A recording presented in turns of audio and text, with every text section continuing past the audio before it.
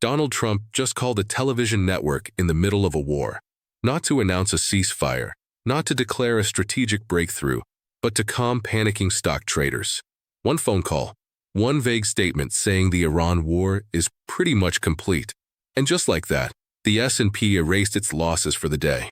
Oil prices that have been racing toward $115 a barrel suddenly dropped sharply. Two completely different realities running at the same time. On one side, the Secretary of Defense is telling reporters that this war is only the beginning. On the other side, the President of the United States is telling a television network that it's basically finished.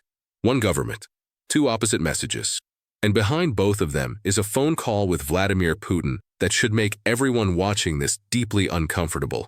In the next few minutes, I'm going to show you exactly what just happened, why the administration's own words expose contradictions they can't hide, and why the geopolitical ground beneath your feet may have shifted in ways most people haven't fully processed yet.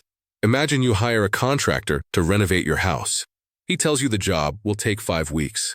6 days later, he calls and says, pretty much done. But when you call the foreman says, we've only just begun. Meanwhile, the contractor has been on the phone with your neighbor, the one who has been undercutting your business for years. And now that neighbor is publicly saying he will help the contractor finish the project. How confident would you feel about that renovation? Because that's essentially what just happened on the world stage. Drop your answer in the comments. How many contradictions does it take before you stop calling something strategy and start calling it chaos? Let's rewind the clock to understand how we got here. When the United States launched its military campaign against Iran, the objectives were sweeping: eliminate the regime, destroy nuclear enrichment capabilities, neutralize ballistic missile threats, and dismantle Iran's regional influence. Officials said the campaign could take 4 to 5 weeks. The language was strong, absolute, and confident. This operation was supposed to demonstrate overwhelming American power and reshape the Middle East. But only 6 days in, reality started writing a different story. Iran's navy took damage. Communications networks were hit. Parts of the Air Force were degraded. But Iran didn't collapse. The regime didn't fall. Instead, leadership transferred to Mojtaba Khamenei, the son of the former supreme leader, someone widely seen as even more hardline than his father. The exact outcome the war was supposed to prevent may have happened in the very first week. And then Donald Trump picked up the phone.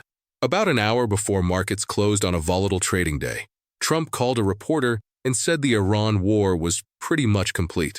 He claimed Iran had no navy left, no communications infrastructure, and no effective air force. He said the United States was far ahead of its original timeline. Markets reacted immediately. The S&P erased its losses. Oil prices dropped from earlier highs. But here's the problem. The war itself hadn't actually ended. The objectives hadn't been completed. Yet the markets got a reassuring story, and that story triggered a rally. Then came another development. Before making those comments publicly, Trump had a phone call with Vladimir Putin. According to the Kremlin's own readout, Putin shared a proposal for ending the war quickly. Russia publicly announced that the two leaders would work together to find a solution. Think about that for a moment. In the middle of a war, the President of the United States called the leader of a country that has arguably benefited the most from that conflict. Rising oil prices created massive profits for Russian energy exports. And now Russia is positioning itself as a mediator. Meanwhile, the Pentagon was telling a completely different story. In an interview, the Defense Secretary explained that the campaign was still in its early stages. He described 6 days of operations and made clear there were still more targets to hit and more objectives to secure. In other words, the military said the war was just beginning, but the president said it was nearly finished. That's not a minor communication gap. That's an administration delivering two completely opposite messages during an active military conflict. And that kind of contradiction creates serious risks, because credibility is everything in geopolitics. Now let's look at how Iran is responding. Iranian officials say their military remains strong and capable. They argue that the conflict represents an existential threat to their state and that they will respond with full force if necessary. When asked whether Iran was interested in a ceasefire, the answer from Tehran suggested there is little trust in diplomatic promises at the moment. That dynamic alone makes the situation far more dangerous. So what does all of this mean for ordinary people? Start with oil prices. During the escalation, crude surged toward $115 a barrel. Even after the market cooled following Trump's comments, energy prices remain volatile. Every increase in oil affects transportation, manufacturing, food supply chains, and everyday costs. Your grocery bill, your commute, and even airline prices are connected to what happens in the Persian Gulf. Then there's the military cost. Reports indicate the United States has already lost multiple MQ-9 Reaper drones during the conflict, high-tech unmanned aircraft that cost millions of dollars each.